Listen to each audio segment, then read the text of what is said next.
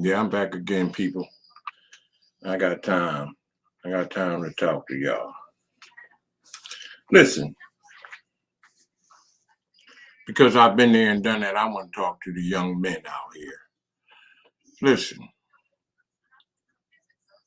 I might have said this before on one of my lives, one of my posts, that I was in jail before. I was in jail over 31 years ago, and I did 8.5 years, and it was one of the worst times of my life in terms of.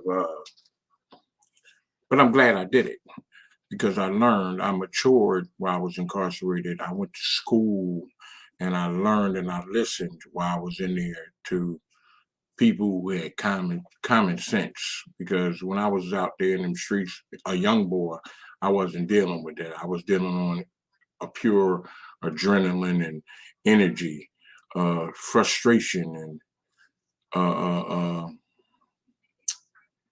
what people don't know about my life is that I was wrongly convicted of something, and then after that, I just had a chip on my shoulder. I just started doing what they claim I did it, and I became good at it. But to make a long story short, let me say this to you, young boys: when you get locked up in these prisons, that means you lose all rights to your life. There's always somebody dictating to you what you should do and how you should do it, and you gotta do what they say, or you be punished for it, like a little child. Do you want to live your life like that for 30, 19, 10, 12, 6, 5 years? Listen, you guys are going out here killing people.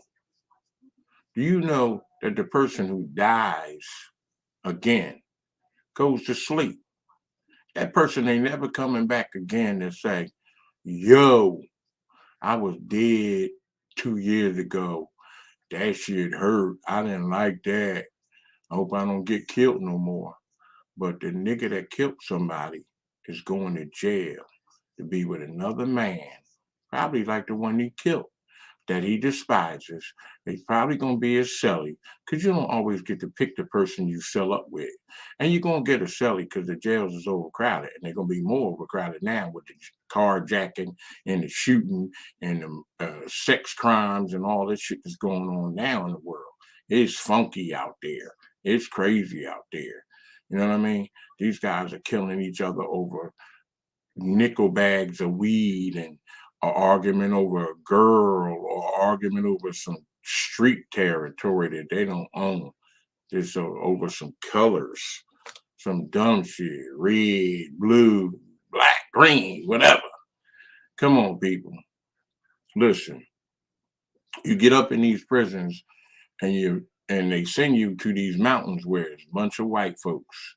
If you ain't ever been subjected to racism, you will be there, because everybody got their cousin, their uncles, and their aunties working in these prisons, and they call you nigga like it's your middle name. If you don't like to be called nigga by the white man, don't go to prison, because they will call you that shit under their breath, but loud enough for you to hear it. And when you go right up and talk about, oh, he called me a nigga, they don't care nothing about it. Yeah, right. Guess what? The officer's credibility is better than yours, means more than yours. You'll never get by with that one. So get that out. Then you got dudes that been up there so long, some of them that lost their mind. They make shit patties and throw them out the window at you when they don't like you because they know you can't get to them, all kinds of stuff. Imagine walking down the tier and somebody throws some shit cornflakes in your face. That'll make you lose your mind. This was going on in these jails. Listen, you know how I know? And I ain't been to jail in 30 years because I got correctional officer friends. When I was incarcerated at Graterford State Prison, it was an open jail. It was unlike anything you've ever seen or probably will ever see. Uh, when I was there, we had banquets, we had food coming in, hoagies from the streets, We had all kinds of the inmates actually ran the prison at one time. There was a dude called Nudie Menz. We called him Mean Jabbar, uh, one of the nicest guys you ever met. They flew this guy out of the prison at 3 o'clock in the morning to another prison. A couple months later, he was dead, or maybe it might have been a year later. But this dude was one of the dudes that kept the prison uh, in order in terms of keeping the inmates in tune with what was going on and how to conduct themselves like men. You know, he had the mass jib. He was part of help building the mass jib. Actually, I think he was one of the biggest contributors to getting the mass jib built and getting the E-man in there to teach people how to be men up in there when the Muslim thing was on a big rise. And so when I was incarcerated in the 80s and 90s, well, I got out in 91. But when I was there, we had people who had a little bit more structure to the prison, and we were able to do things that no other prison could do. Some children were even born or conceived while in the visiting rooms and at banquets. We used to, like I said, we used to go under the table, two go under the table, have sex with their woman or, whatever, their wife, and come up, and two more would go down, and we watch out for them. So we had ways to do it, and then you had guards that would receive money to let you go in the bathroom during your visiting time for 20 minutes or whatever, and you did it like that. This stuff is not going on now. So now these dudes, you go in these jails, they got more dudes that have been getting sex that can't get sex no more. So now you dudes are subject to being coming booty loves for these dudes. So you can go up in that joint thinking you're gonna wear your pants down and put plaits in your hair and yeah, have long hair and looking cute, batting your eyelashes. No, these dudes will make you their lovers. Yeah, real shit. So you can go up in that in these prisons after killing somebody and don't be able to take your gun. You can't take your gun in the jail. You can't take your knife in the jail. You can make one, but you better make one quick before somebody get a hold to loving you emotionally, physically. Yeah, because they don't get the visits, and like I said, they don't get the visits and the packages and stuff like they used to. So they got to vent their frustration out some other ways. And a lot of these dudes have turned to booty bandits because they're not getting sex like they used to on visits and stuff like that. So y'all can play around with this thing now, but it's a whole different ball game behind them walls. A whole different ball game. And then you got to remember this: your homie, the dude that you hear these guys out. You see how these dudes is out here killing each other and from their own set. When you go up in them prison, your own set will sell you for a bag of honey buns. They'll sell you for a cup of coffee, a stinger, something to make the coffee with if you don't know what that is. And I was saying the other day, listen, for real, the prison closed down. They gave me all the cheat stuff. Y'all ain't got to go to jail to make your cheat. You can come to me and I'm selling oodles of noodles, two for $1. I got the Slim Jims. I got the Jacks. I even got the stingers. I'm gonna make up some stingers for y'all so y'all can put them in your cup and make hot water and shit, like in your room, like you was right out there in prison. You ain't got to go to prison to make them motherfuckers, okay? No, on some real shit. Listen, if you've been to jail and you know how jail is, teach your kids now that ain't the place. Grab a hold of your kids and talk to them. Stop it before it gets too. Listen, they build more and more prisons. It's designed for us in mind. It's designed for us in mind. So we gonna help them fill it up. Shame. Shame, shame, shame. All right, listen, I gotta go because I can't keep spending so much time on you people that want to be idiots. You can't, you can take the horse to the water, but you can't make them drink. But I'm gonna say this to you. If you're ready to stop playing with yourself, there's plenty of jobs now. People not taking the vac, they get losing their jobs because they don't want to take the vac. If you got the vac, go get your job now. Start your life off. Get 5 years in, 10 years in straight on some what is it, 40 hours a week. You can get a pension at the end of that, 10 years or whatever. You got a pension, you secure a bag. Listen, talk to somebody about it.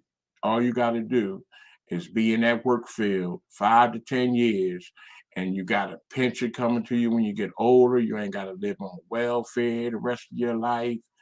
None of that. You ain't got to depend on your bills getting paid because you got a work history.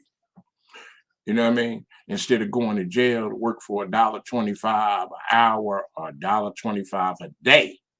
Some of these prisons, I don't know. See, I only been to the Philadelphia prison, so I don't know what the hell they doing in these other states. But I've heard some crazy stuff. So, you know, if you don't know about what's happening then in your prisons in your city, you can learn about it. All you gotta do is Google it. What's going on? How they do it? They'll give you the information. You know, and plus the fact that you're gonna be somewhere where you can't do what you want to do and live the life you want to live, that should be enough. Why would you want to go? Makes no sense. You want to be captive in a cell with another man instead of being with your baby, instead of being able to cook your own food, put your own seasoning on that shit. You gotta sneak and smoke. Some of these jails you can't even smoke cigarettes because you know you can't smoke weed. That's illegal. But then when you get the weed, you get the little teeny joints. And if you got that, somebody find out you got a package, and you got people following you around the prison they might snitch on you. Then you got to go to hold for 30 days. You don't get no visits. Might be 60 days. You don't get no visits. You don't get to see your girl. You want to live like that. You can't touch them. You might get a visit, but you're going to get it behind a screen. Then they're going to search your woman, your family, and everybody like they prisoners. You want to subject your family to that? And if you kill somebody, again, like I said, that person go to sleep. You're going to be going through that for 30, 45 years. Drinking alcoholic beverages that you made in your cell with rice and potatoes and all that stuff that's going to tear your insides out, make you a diabetic. And you're going to have to start shooting needles and stuff, taking medicine, high blood pressure. Hey, I'm putting you down with it. And like I said, wait till you run into one of them dudes that been in there 15, 30, 25 years and then lost their mind, and they in the cell mixing doo-doo up with corn flakes and all that stuff, and they get mad at you one day, and all of a sudden, next thing you know, you got a cup of doo-doo in your face with corn flakes mixed in it because he don't like you. He didn't lost his mind. Yeah, this stuff goes on in these prisons. And the only thing they do is take him to the hole, beat him up, and he be out 60 days later doing the same stuff. They don't care about you. They be laughing at you got doo-doo thrown in your face. Gotta watch out for this kind of stuff, people.